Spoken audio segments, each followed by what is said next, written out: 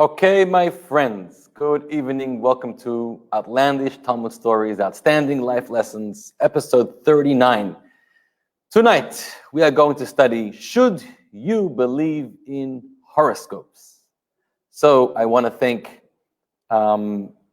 Elizabeth Nussbacher and her husband, Dr. Berend, and their daughter, Rita Steiner, for dedicating tonight's class in memory of Elizabeth's son and Rita's brother. His name was David Leb Ben Bela, Zichronah Livracha. Today would have been his 50th birthday.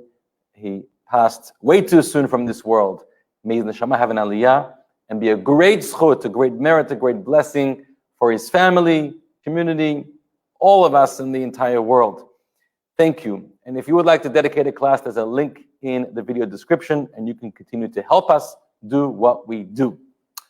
Also, there's a link in the video description to download the source sheet. Please download it because we have quite a few, I think 4 interesting outlandish stories to study tonight. So, horoscopes, right? That's a big buzzword nowadays. You've probably got an app on your phone, or you read the section in the newspaper. What for today? You know what mine is for today? I promise you I have not checked my horoscope in many, many years, but I was giving this class, so I checked it. And it told me that the moon wades through your sign, sending nurturing energy towards your independent needs. It's an ideal day to indulge in some much-needed pampering and TLC, etc., etc. I tried to do that. Now, I don't know where you were in the world last night, but here in Miami, we could see it a little bit, and others saw it better. There was the beautiful supermoon, or the pink moon. It wasn't so pink this time, but it was the supermoon. And it's something that happens every so often, and then that starts to trigger and get you thinking about this moon. And the moon in Jewish tradition is very, very important. It's very powerful. Our whole calendar aligns with the moon, the lunar calendar. And we go outside once a month, which we did a few days ago, to sanctify the new month and bless the new moon. And we say, just like the moon grows, we should also grow together with it. Now it also diminishes, and that's the story, the cycle of life.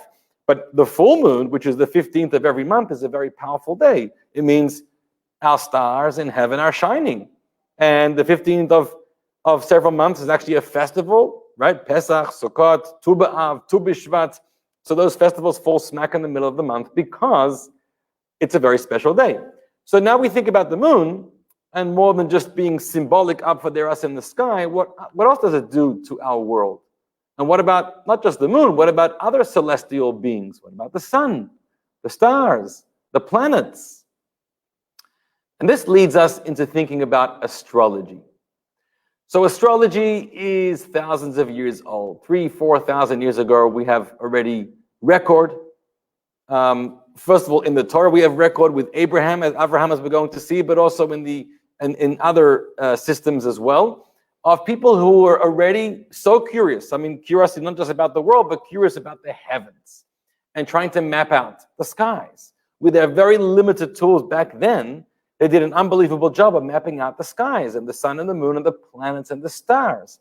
And so astrology began as this art or this, at that time, maybe a science. Today, it's probably more of like a pseudoscience, but of mapping out the solar system or the skies. And later, right, this started off in ancient Mesopotamia, and then the Babylonians, much later, they I think set up the full system of the Zodiac, right? You're familiar with the Zodiac?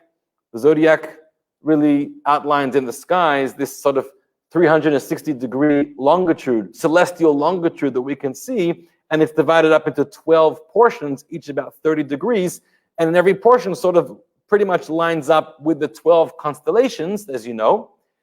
So the Babylonians are famous for coming up with this, except that I'll tell you that in the Jewish tradition, we have mentioned about these 12 constellations and the 12 what we call mazalot, the mazal, much earlier, from the beginning of time, thousands of years ago, in Sefer Yetzirah and in other works. So this is a very ancient concept that the skies are designed this way, with these constellations in these 12 portions of the sky, which is the Zodiac.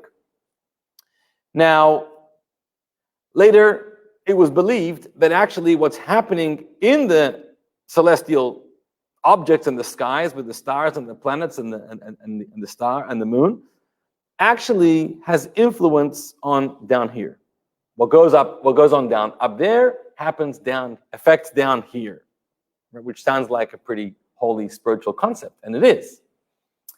And so you could, astrologers and stargazers, as they were called, could look into the skies and could predict, right? The Torah has stories where Pharaoh's stargazers predicted that a savior will be born and is going to be punished through water. So it was Moses, and therefore they decided to throw the babies into the water. They didn't know there's going to be punished in a different way, and Moses was saved. But you could see these things. You could predict events from what's happening in the sky. That was the art of astrology. And furthermore, especially more common in Western astrology, we believe that what goes on in the skies actually influences the person, his character, his persona. And so a lot about you, we talk about your nature, right? Your nature we trace from your gene pool and all other kinds of things, but you get a nature from your soul or from your identity. Well, a lot of your nature comes from your astrology sign, your constellation, your zodiac. So, I mean, nowadays, this is all sort of very pseudoscience, but it was much more believed in once upon a time. And so the question that we're going to try to figure out today is, how much of this is real? How much of this do we believe in? How much of this do we pay attention to? Are the horoscopes in your app and your diaries and your newspapers, is there anything to them? What's going on over here? Okay? We find in Jewish sources, ancient traditional Jewish sources, a kind of conflict, a kind of tension. The sages were a bit unclear about this because there were sages who really promoted the idea and said, yes, it's true. It's true that there are mazalot, there are constellations, there are celestial beings which govern a person or what's going on in the world. And others disagreed with that. So there are sources in the Talmud. The Talmud says there isn't a single blade of grass in this world that doesn't only grows because there's a certain mazal, a certain constellation, something in heaven that is smacking it or sending it energy to grow. Or a person doesn't lift their finger here in this world without the guidance of their mazal, of their constellation, of their lucky star in the sky. We talk about months that have special mazal.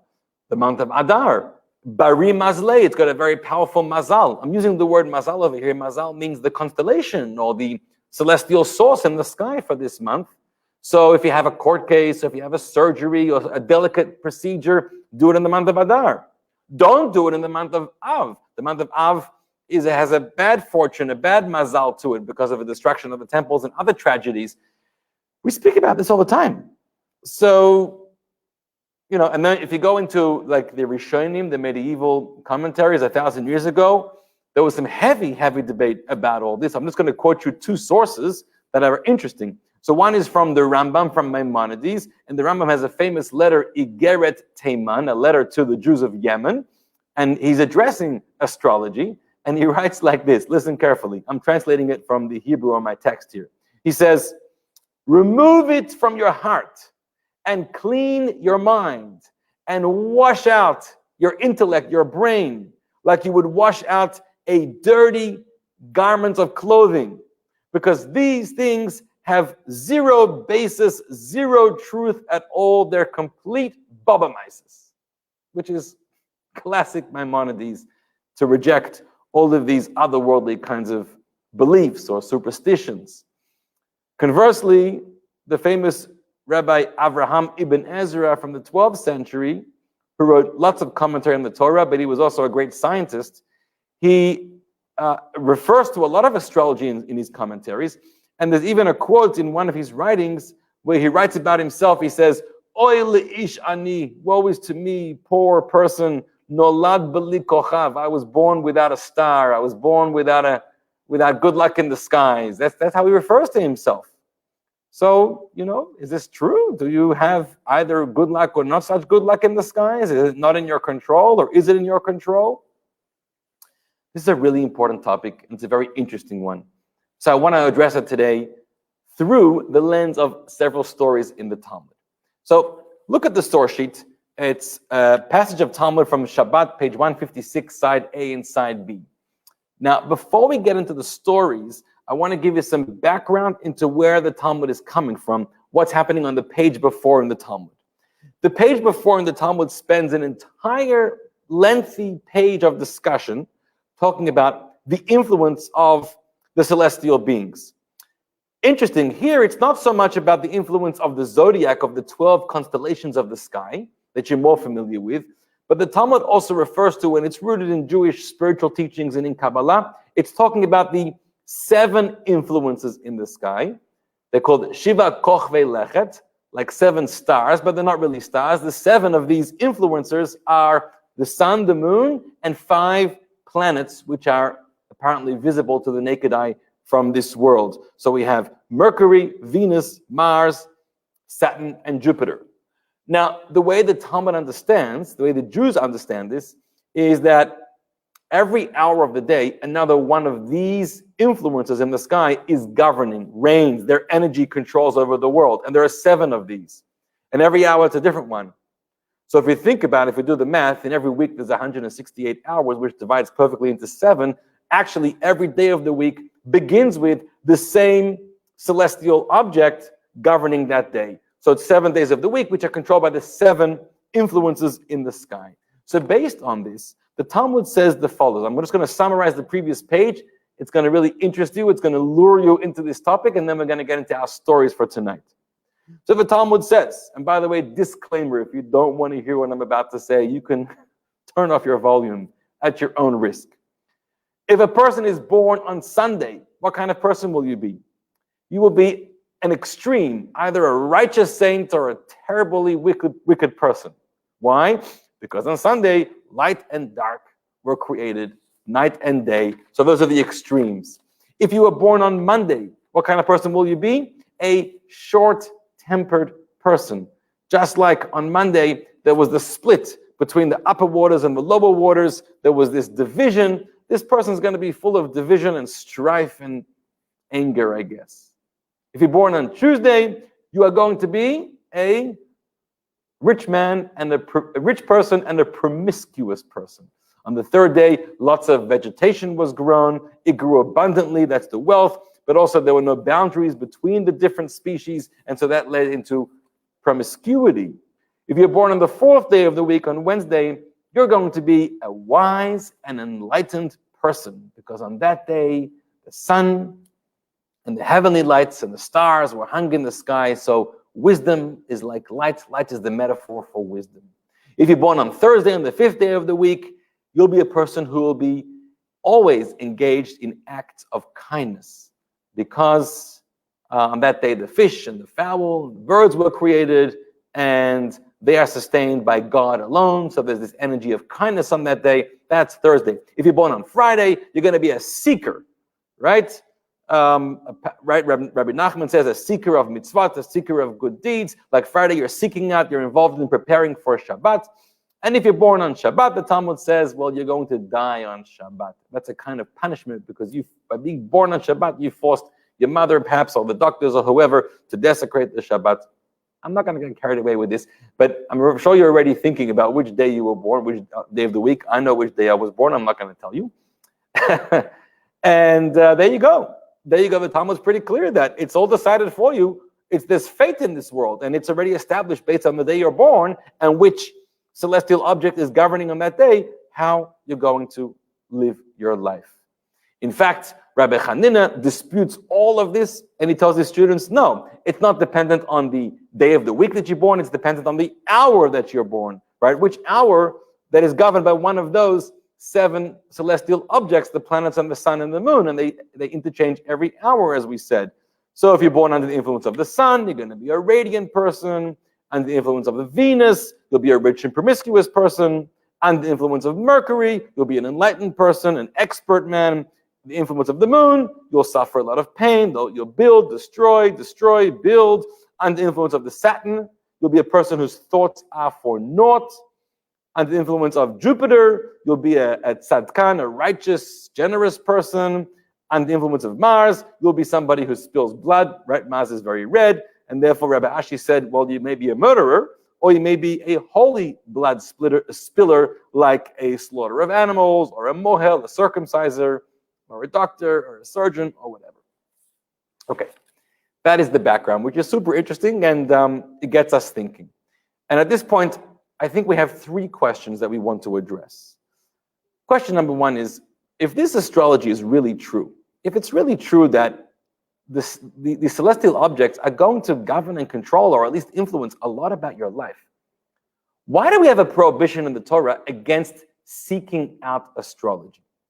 The Torah prohibits going to an astrologer, going to a stargazer, and asking about what will be in the future, or what's my day going to be like today, or should I do this or that, or make this deal, or not go here because of my stars in the sky today. You're not allowed to do that. It's clear in the Torah. There's a number of prohibitions. One of the famous ones that the Talmud quotes is there's a verse in the Torah that says, Tamim tiyeh im Hashem elokecha, which means you should be simple and straight and just in the eyes of Hashem. Take things at face value. Take the life that God gave you and don't question too much and don't ponder too much and don't try to look where your nose or your eyes don't belong. Take the life that God gave you. So you're not allowed to seek out astrology. But why? If it's true, if it's real. The second question, which is an important question, is if it's real and true, are we stuck to our fate? Does that mean that we no longer have any control over our life? And if we were born on a certain day or a certain hour, it's going to influence in a certain way? Can we ever change? Do we have control over our persona? Or can we just try to create a second habit, perhaps, but we can never really change ourselves? How much are we stuck by our fate? And there's a very beautiful passage in the Talmud, a famous one, a strange one. The Talmud says, it's a teaching of Rava. Rava says, there are three primary things in life that are not dependent on your schut, on your merit, whether you deserve them or not, but they're dependent on your mazal, on your fate, on whatever the skies have ordained for you. What are those three things? Your parnasa, your livelihood, how much money you're going to make, your chaya, your health and the length of your life, and your children, bana. Will you have children? Will there be healthy children, your kind of family? These three main things of life are not in your control, and they're not even dependent on your schut. You can't earn them, you can't deserve them, it's all decided already for you. What's the proof of this? So Rava says, I'll prove it to you. There were two great sages, Rabbi and Rabbi Chisda, both equally great. How do we know? Because both, each in their own respective towns, there were certain times when there were famines and it didn't rain for many, many months or years, and each one of them turned to God and they prayed, and it started to rain. That's how righteous they were. They could make it rain in a moment. And yet, we're told, even though they were both equally righteous, they ended up with two very different lots in their life. So Rav Chisda lived for 92 years, Rabbi only lived for 40 years. Rav Chisda celebrated 60 weddings in his household, and Rabbi experienced 60 calamities in his household. Rav Chisda always had finest of flowers available in his home for breads, even for food for his pets, for his dogs, whereas Rabbi had only coarse barley bread and very small quantities available as well. One of them had a very luxurious life of good fortune, and the other had a very difficult life. Now, why? Did fate decide that for them? Could they not have changed that? And that's our next question. And finally, a third question, which is a very, very important one, is if we understand that these stars and the celestial objects have control over us in life, how do we jive that together with our faith in monotheism, our belief in one God? Is it God who controls this world, or are there other controllers to this world? And if so, why should we be turning to God only? Maybe we should be turning our attention and our prayers and our supplications to the sun, to the moon, to Jupiter, to Saturn, or all other kinds of influences in the sky. And Maimonides actually talks about how idolatry evolved in this world. Our world started off with believers, Adam and Eve, but then as the generations went on and they discovered the power of the celestial beings, they began to believe in their power and started to turn to them in their prayers and worship them and not God. That led to idolatry. But if it's really true that the celestial beings have these powers, how do we jive that together with our belief in monotheism, where nothing else other than God has power? So that is our introduction. And now I want us to get into the Talmud text. So open up your source sheet and download it from the link in the video description if you don't have it yet.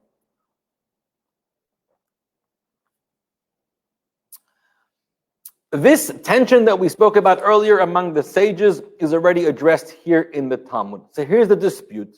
It was stated that Rabbi Hanina taught a constellation, a mazal, makes one wise, and a constellation makes one healthy. And there is a constellation for the Jewish people also. Jews are no exception. We're also controlled, governed, influenced by the celestial beings.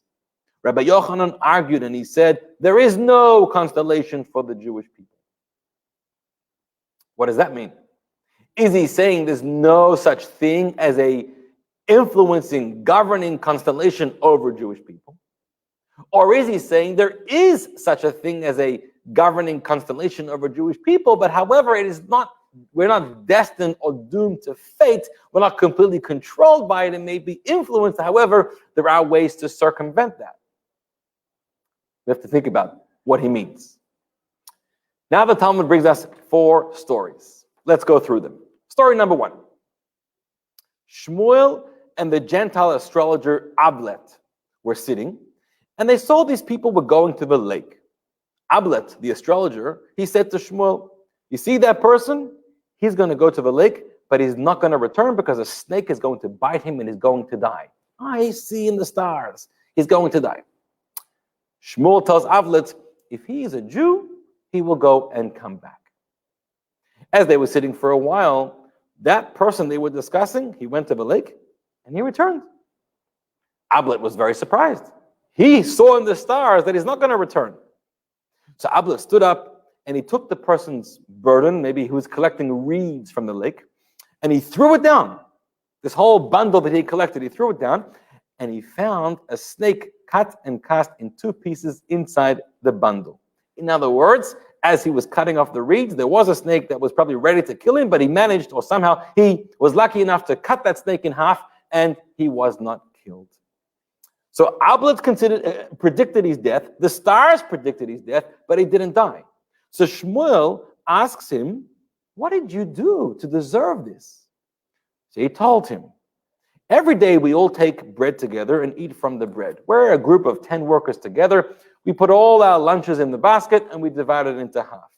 Today, there was one of us who did not have any bread and he was embarrassed. I could see he was uncomfortable. I wanted to spare his shame. So I said to the others, every day there was one person who had the job to go around, collect all the bread and then divide it in half. Today it's going to be me. I'm doing it today. When I came to that person who didn't have any bread, I did a little trick. I rendered myself as one who was taking from him so that he would not be embarrassed. I took some of my bread, I gave it to him, into his basket, I took it out of his basket, and I spared him the shame. Everybody thought that he was providing bread also. He spared that person's shame. Shmuel said to him, wow, you have performed a mitzvah. And more specifically, the word mitzvah in this context means an act of kindness. You've been very gracious and selfless. That was very, very kind of you. So from that episode, Shmuel went on and taught a famous verse that King Solomon already says in Proverbs, in Mishlei, tzedakah tatzil mimavet, charity saves you from death. And he interpreted, it doesn't only mean that charity will save you from dying an unusual death, and instead you will die a usual death, a natural death, but rather it means charity will save you from death itself. Even if you're predicted to die, even if the stars in heaven are saying you're going to die, you can change that. You can protect yourself by a mitzvah, and specifically an act of tzedakah, an act of charity. Just to pause for a moment about an act of charity, why do we see, what's the source for this, that charity and kindness and giving and helping others is the uber mitzvah that can protect you and protect your life? So in the Shulchan Aruch, in the Jewish Code of Law, it says, charity prevents threatened punishment from heaven, and in famine you'll be delivered, as is the story of the widow in Sarfat. There's a widow in Sarfat. It's a story in the book of Kings, number 1, Melachim Aleph, chapter 17. In that chapter, Elijah the prophet was roaming around based on God's instructions, and eventually He was in one place and he was well fed, but then God tells him, I want you to go to Sarfat, and there'll be a widow there who's going to take care of you. He arrives in Sarfat, and there the widow is a very poor woman. She has one child. She can barely feed him. She's busy wood chopping, cutting some wood, trying to scrape it together. Eliyahu meets her. This is the person that God says he's supposed to meet. And Eliyahu says, I'd like you to prepare a meal for me, please. She says, listen here, Rabbi. I'm going to try to go home with a few scraps. I have a little bit of flour, a little bit of oil. I'm going to try to put it together and prepare a meal for myself, for my son. And then if I have enough, I'll prepare for you also. Elijah the prophet says, no. I'm very, very hungry. I need a meal. So she does that. She prepares a special meal for him. And he ends up staying with her. And then her son gets very sick and is about to die. And Elijah goes and prays for the son. And God spares the son's life and he comes back to life. And the lesson from that story is that it's her act of charity, of giving a few morsels of bread to eat to somebody, Elijah, who had nothing to eat. Her son was saved from death. That is story number 1. I'm going to do a few stories before we start to get deep and analyze them. Let's go to story number 2. It's on the next side of your source sheet.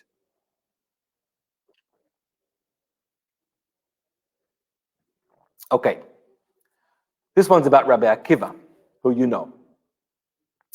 Rabbi Kiva had a daughter, which, by the way, that's an interesting thing about his daughter. And yeah, not for now. When the daughter was born, the Chaldean astrologers, that was the ancient Babylonian Roman astrologers, the Chaldeans, they told him that on that same day that she will enter the wedding canopy, a snake will bite her and she will die. She's destined to die on her wedding day. Her whole life, Rabbi Kiva was very, very worried about this. He never wanted to tell her because he wanted to get married, but he's petrified. On her wedding day, she finished the wedding and she ends up going home and going to sleep. So she gets undressed. She takes the ornamental pin.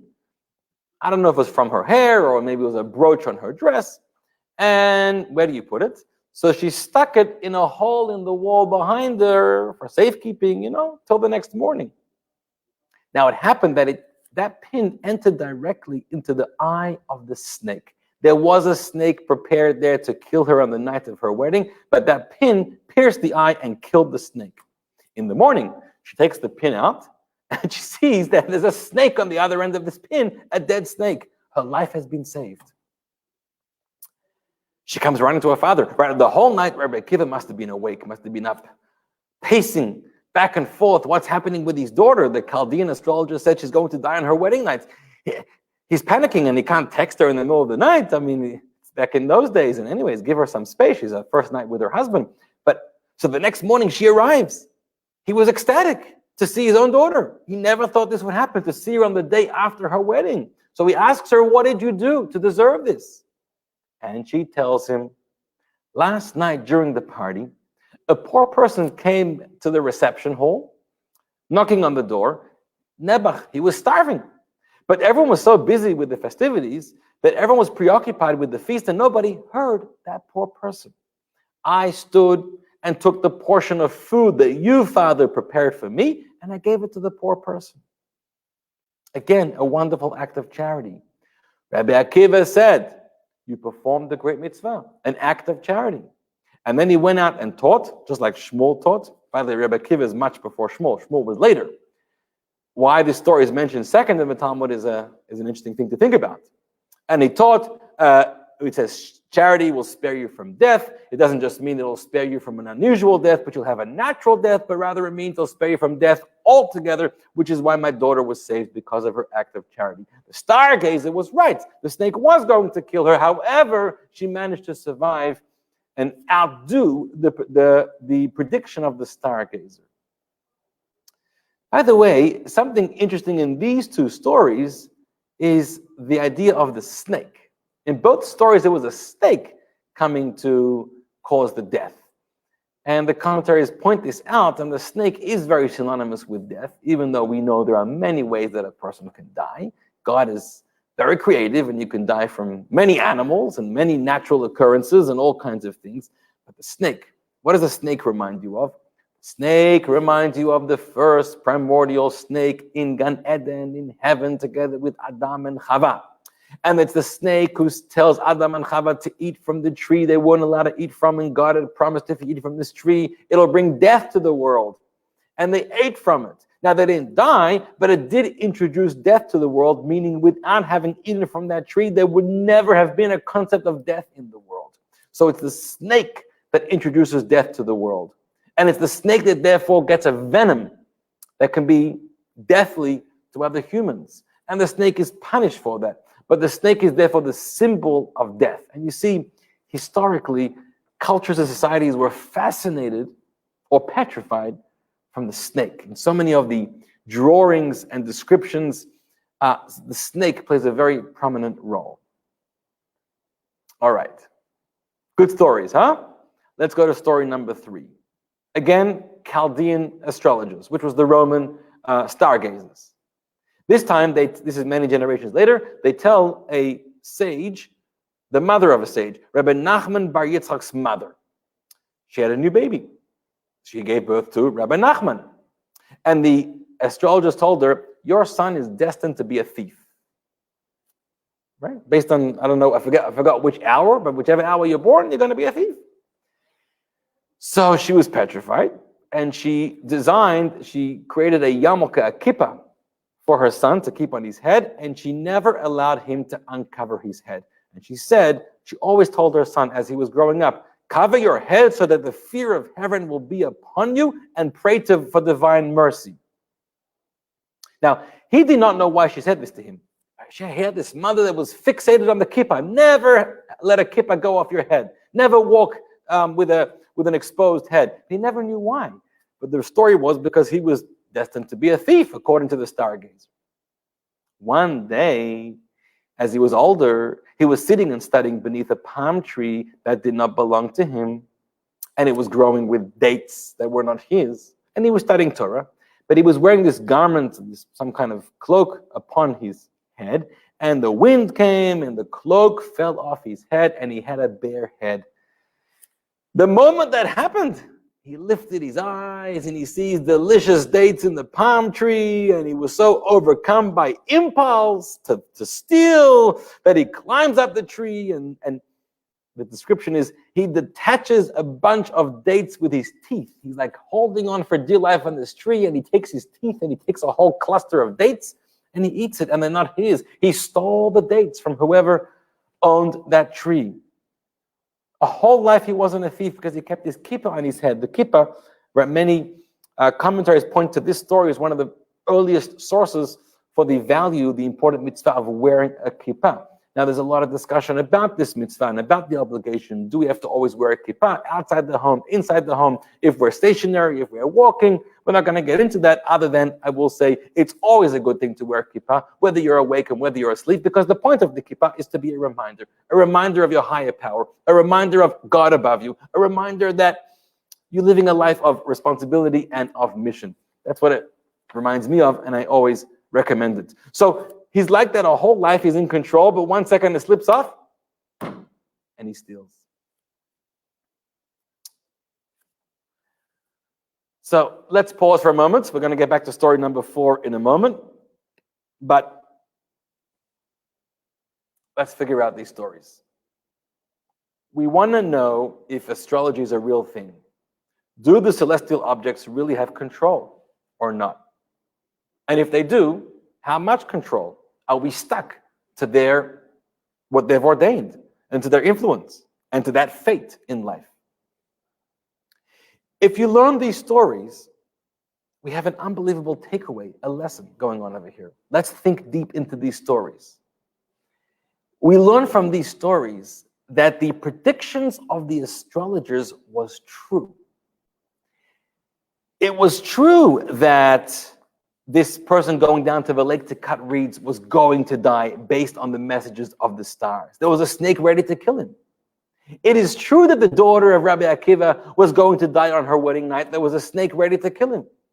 It is true that Rabbi Nachman, the son of Yitzchak, was innately a thief, because we find out that's eventually what happened when he was caught off guard. It is true. Yet at the same time, even though it's true and it's real, you're not necessarily stuck to that. And the reason you're not stuck to that is because even though it's true, it doesn't have to be your truth. You can connect with and be influenced and controlled by a different truth, a higher truth. Listen very carefully. I'll give you an example. When you're on the phone with, you were late to pay a bill and there's like an extra penalty of $36. So you're calling to try to waive that late fee, right? So it's the first time they probably waive it. The second time they waive it. Now you're calling the third time. I don't know why you're so late. God should bless you not to be late with your paying your bills. And this time the lady says, I'm really sorry. We waived it twice. We cannot waive it a third time. And that late fee remains. And you're begging and you're pleading, please, can you remove that late fee? And she says, I wish I could, but I can't. You know why? Because the system doesn't let me to. I'm only working within the system. It's the way it's programmed. A third time, I can't do it. So she's stuck, meaning, or you're stuck. You can't get that late fee waived. What do you do next? Do you just give up and hang up the phone? You shouldn't. What do? You say, excuse me, ma'am, can I please speak to your manager? And what would it help to speak to the manager? Because even though this woman is stuck, and she rightfully is so because the system doesn't go any further, the manager is not stuck in the system. He has a code that can override the system. Or maybe he even coded the system so he can just change from the back end what the system does. Or maybe he doesn't even have to work within the system. He can just move your whole account to a different system, a higher system, and treat you differently. That's what the manager can do. When God created this world, he created a system, many systems. It's called the system of law, of natural law. So all of the natural order of the world and the way things grow and the way things progress and the way things interact with each other and the seasons and the planets and the orbits and everything that happens down in this world, it's all created by God. And now we have a whole system of the laws of nature which govern our life. You cannot go a day without eating or without sleeping or without drinking. And there's things you need to do in your day to keep up your bodily health. And there's a way, there's laws of engineering and there's laws of science and the way you build a home and the way you construct a car and everything in this world is governed by natural scientific law. That's how it goes. God created that, and we are stuck by that. At the same time, yes, there is a way to circumvent that. How? Even though we are stuck to the natural law which God created, but God is not stuck to the law which he created. If he created it, he can also override it, or he can also just completely ignore it, which is what he does when he does miracles, right? When he makes the water split in the Red Sea, water flows and God suspends that and makes water stand. Right? God can suspend that. That's God intervening. That's the manager intervening. So if you're able to turn to the natural order of the universe and able to say, I'd like to speak to your manager, then you can override, you can circumvent the things that the natural world has in store for you.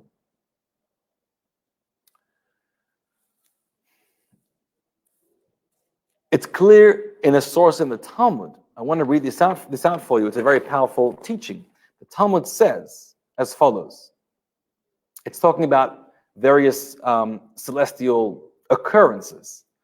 Not about supermoons and pink moons, but it's something else. It's about eclipses. So the Talmud says, the sages taught, and I'm reading this from the Talmud in Sukkah. The Talmud teaches, when the sun is eclipsed, it's a bad omen for the entire world, right? The example the Gemara brings is, imagine that a king invites all these servants and all the people to come to a feast. He's very happy, and it's nighttime, and he asks the servants to put lanterns on all the tables so people can see what they're eating and drinking and enjoy it.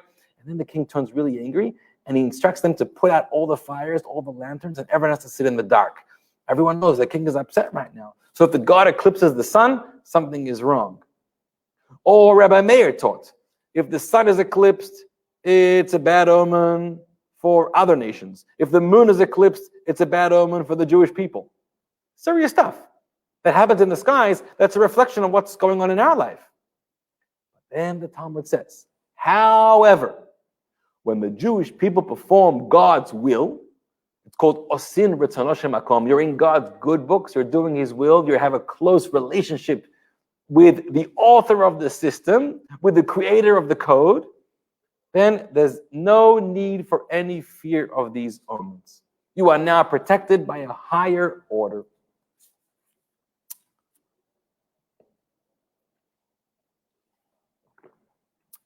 I want to tell you a story where the Rebbe gave an unbelievable teaching about this. But before that story, a teaching. But the Rebbe taught this in a famous talk on Purim. On Purim, we know Achashverosh, Haman threatened to destroy and kill all the Jews. And the Talmud asks the question. The question is, why did the Jews do so bad to deserve annihilation? What was the biggest sin? And the Talmud answers, because when they were invited to enjoy the feast of Achashverosh, they went to that feast and they enjoyed themselves. They took great pleasure in participating in the feast of Achashverosh. Now, it may have even been kosher, even if it wasn't kosher.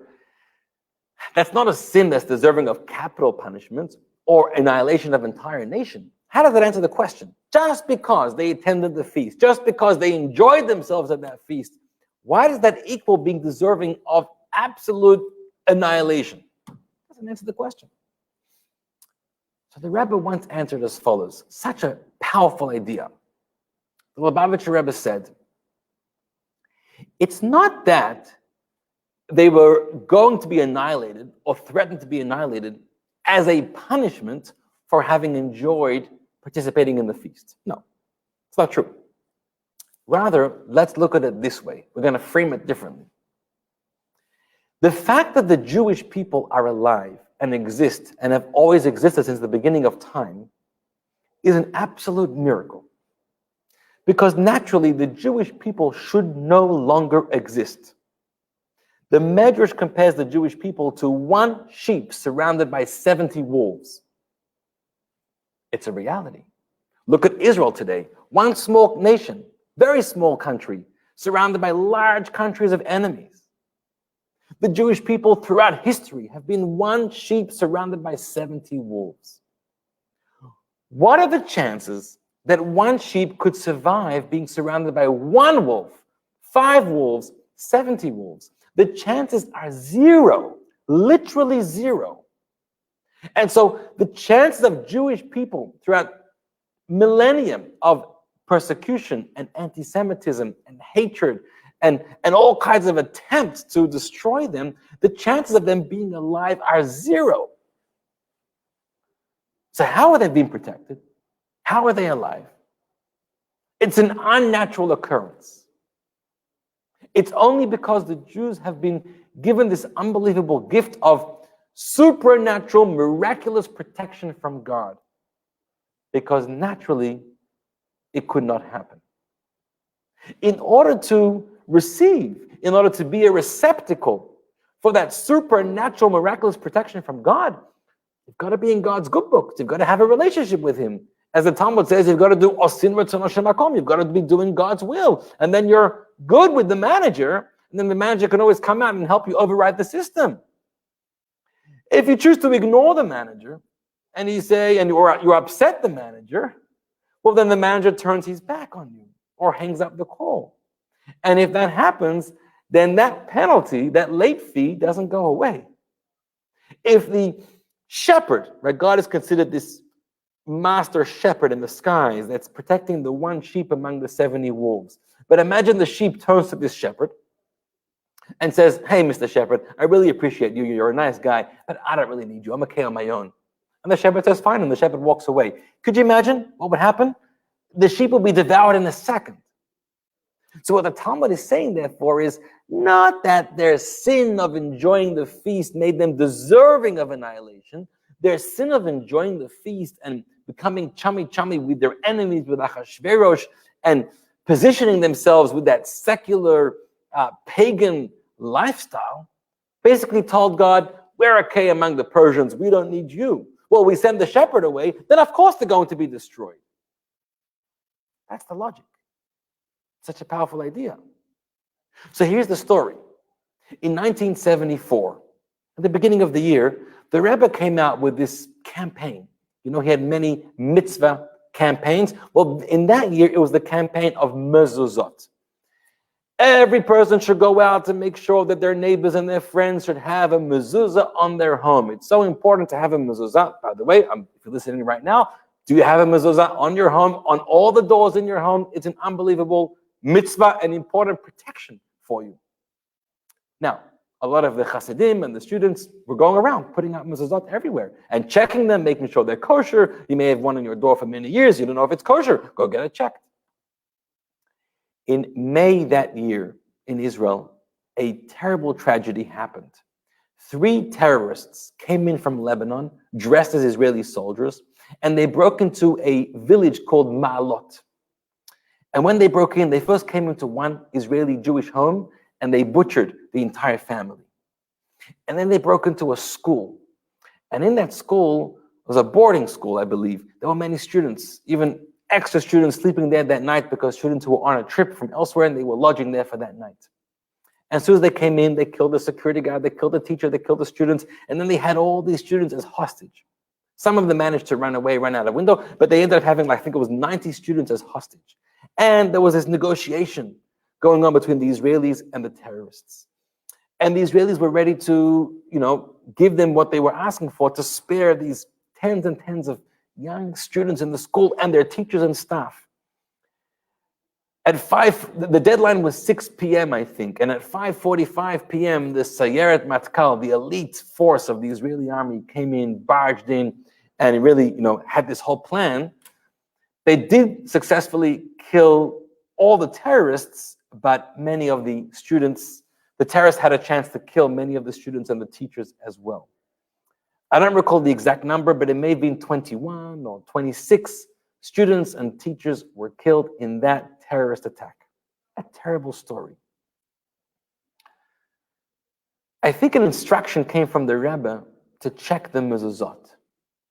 And they checked all the mezuzot in that school and also in the home where the family was murdered. In the home, all of the mezuzot were pasul, were invalid, were not kosher.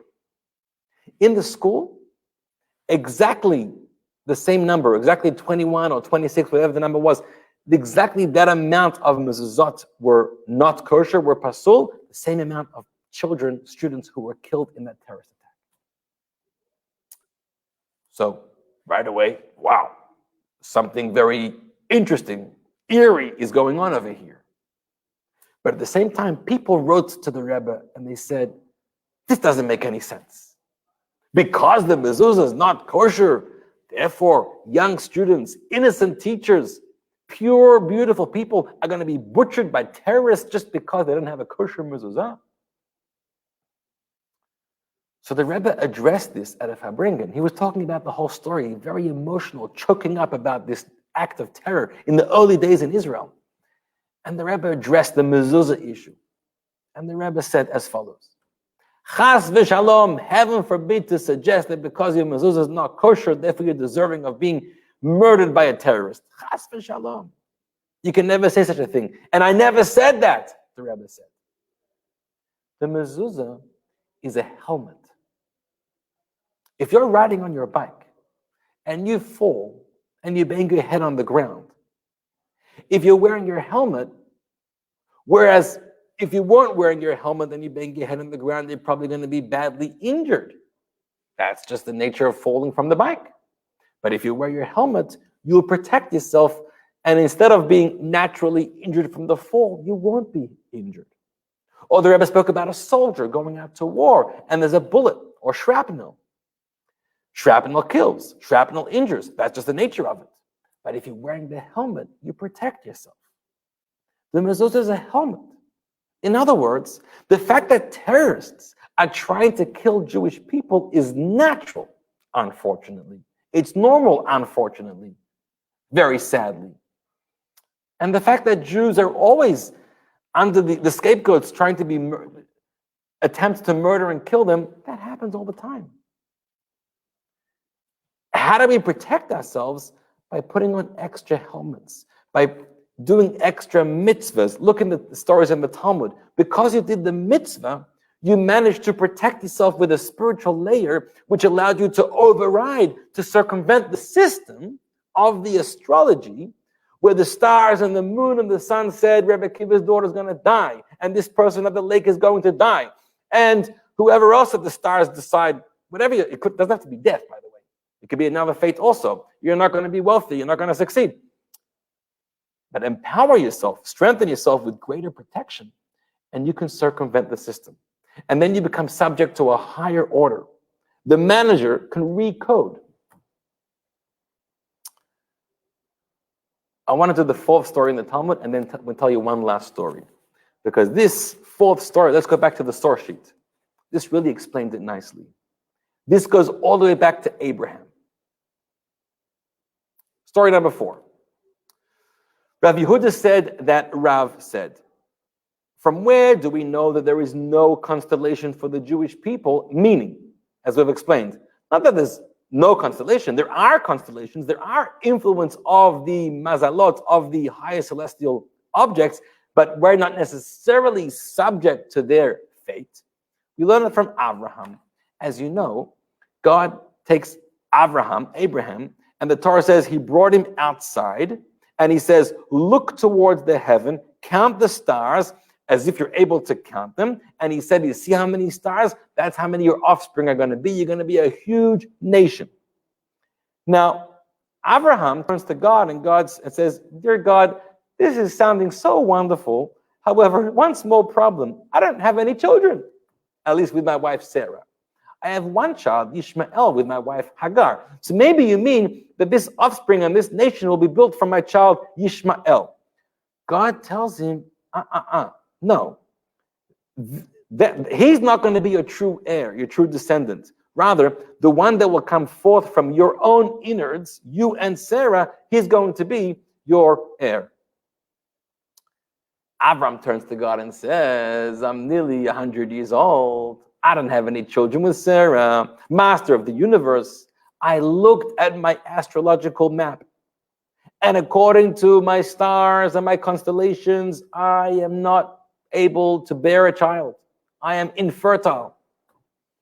So God, it sounds really nice in fantasy, but I'm not going to have children. That's what the stars say. That's what the astrologers have told me. So God turns to Avraham and says as follows. The Torah uses the word, God took him outside, hachutza. What it means is, God tells him to step outside. Outside of what? Not just outside of his home. Step outside from your thinking, from the way you're boxed into, stuck in that pattern of thinking that you're stuck by your fate of your constellations. God says, emerge, leave, exit from your astrology and from your astrological thinkings and predictions, as God, it says God brought him outside, because there's no constellation for Israel. What is it that you're thinking, says God? Is it because Jupiter is situated in the west, and the west is known to be a cooler area, apparently, and therefore it's not so fertile that you can't have children?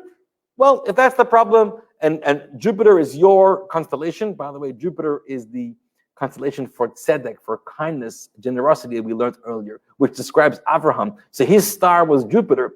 Well, says God, if the problem is Jupiter's in the west, I'll put Jupiter in the east. I'll change Jupiter. I mean, not a problem. I created Jupiter. I can put Jupiter in the west. I can put Jupiter in the east, wherever you want. If I promise you to have children, you're going to have children. How's it going to work out? If the stars are not agreeing with it, I'll make it work out.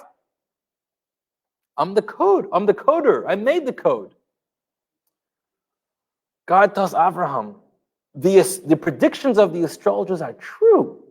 And if you're subject to that level of system in life, that is your truth.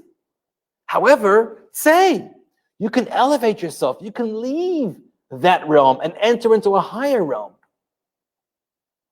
Just because the astrologers, just because somebody read your palm, just because somebody read your face, just because you're a tarot reader, just because any natural sign in the world is telling you this is how your life is going to be and this is your fate, and it might be true. I'm not talking about those people on the streets that it's completely untrue. No, but I'm talking about true wisdoms. There are true wisdoms. The Jewish Kabbalah talks about Chachmas HaPartzuf. There's wisdom about reading somebody's face, somebody's palm, somebody's writing. These are all real things. It's true what it's telling you, but it doesn't have to be your truth, because you can transcend beyond the stars, right? In fact, there's a medrash that says Avraham was the first person in outer space. Why? Because God picked him up literally out of space to see all the stars, out of the galaxy here, out of the atmosphere. Rise above it. Connect yourself with the author, with the creator, and then all the laws can change. And you'll see that all the time. So through prayer and through doing a mitzvah, especially the mitzvah of charity, the mitzvah of kindness, which saves one from death or from harsh judgments and decrees, all of these things can spare you. So you don't have to listen to the scary predictions of your horoscopes and what other astrological signs are telling you. That's why I'll conclude with this idea. We always wish each other Mazal Tov. It's your birthday, it's your bar mitzvah, it's your wedding, it's your anniversary, Mazal Tov. You have a baby, Mazal Tov. You ever thought about it? Why do we wish each other Mazal Tov? What does Mazal Tov even mean? So we loosely translate it as Mazal Tov, good luck, as if Mazal is luck and Tov is good. But that's not really what Mazal means. Mazal is, as we've been learning, Mazal is a constellation. Mazal is the astrological object and sign in the sky that is influencing you. And we're turning to you and we're saying, Mazal Tov. What do we mean? What's the blessing of Mazal Tov? So I'll tell you 3 things about what we're trying to achieve in that blessing. And there's a couple questions coming up which I'll try to answer. First of all, teaching number 1. We tell somebody Mazal Tov, meaning we're not sure what your constellation and what your lucky stars have in store for you. And it is possible that your stars in heaven don't have the best fortune in store for you. That, by the way, to be clear, when the Talmud and the Torah talks about the influence of the 7 celestial objects or the influence of the constellations, that's a real thing. That's clear in the Talmud and the Torah and Kabbalah. What a lot of scientists or pseudoscientists or other people on the street, the way they talk about it, isn't necessarily so true. You have to keep that in mind. But let's say your mazal is not such good mazal. So what we tell you is Mazal Tov. I hope that your mazal will be turned into something good, of good fortune and beneficial for you.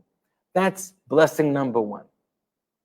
Blessing number 2 is, even if your mazal, your constellations are not really working in your favor right now, we're still telling you Mazal Tov. The word mazal, you know what it really, literally means?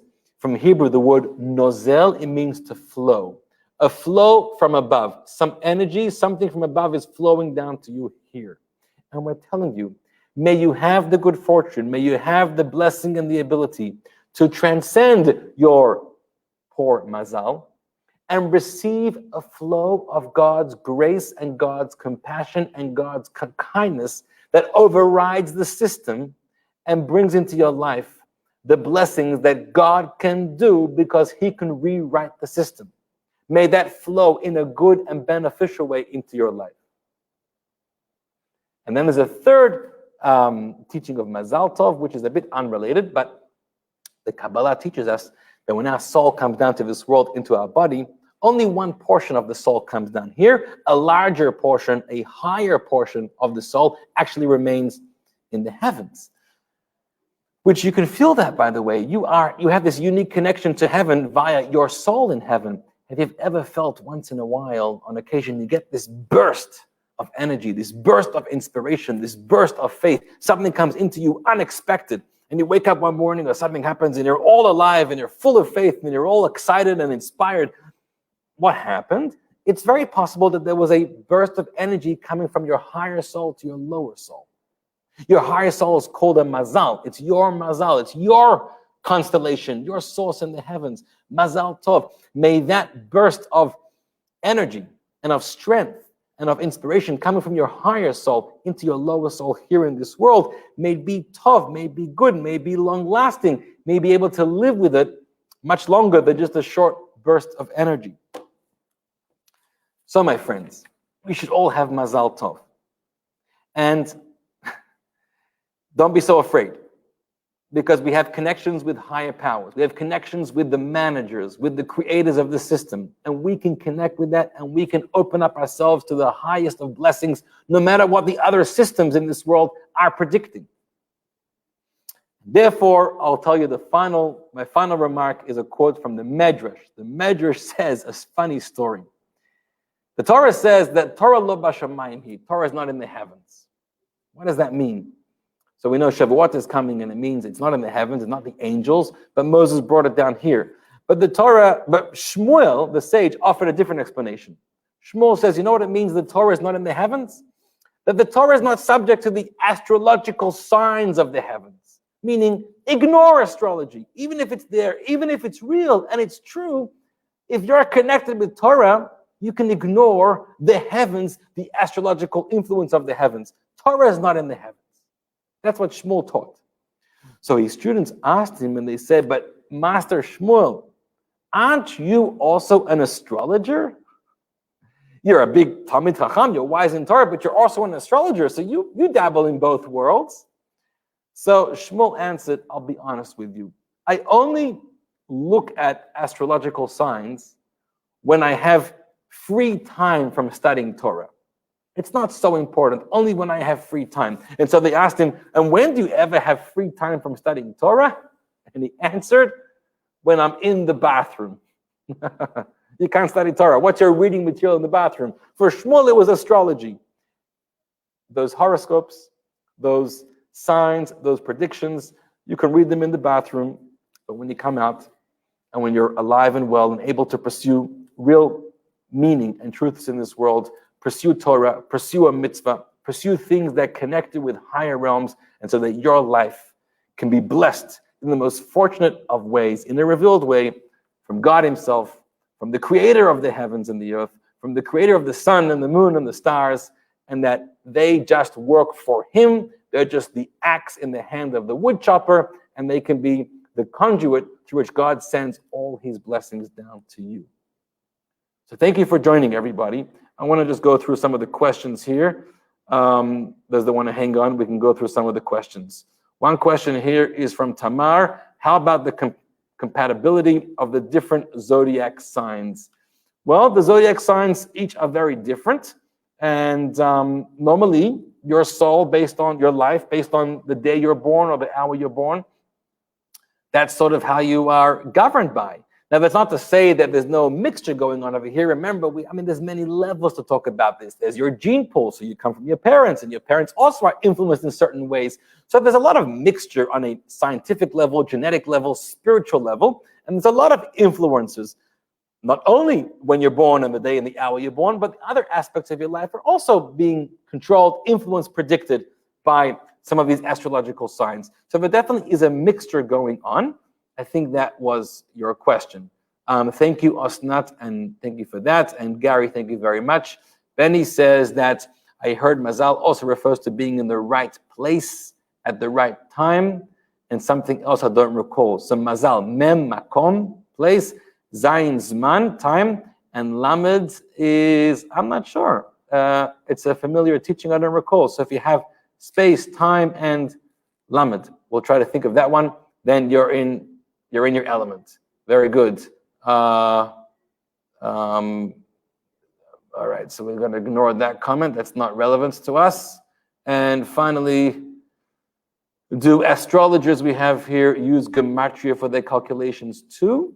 I'm not familiar with gematria being the numerical values of words and letters being used in astrology. I'm not sure about that. I mean, we have a lot of gematria that we use. Not sure, Sarah, about that. So good question. Benny says that lamed is limud. So if you have it in the right place, at the right time, with the right learning, limud, then you are in a good place. All right, thank you everybody for your comments. And go out there, ignore the naysayers, ignore the things that, don't wake up one morning and say, my stars are not aligned for me today.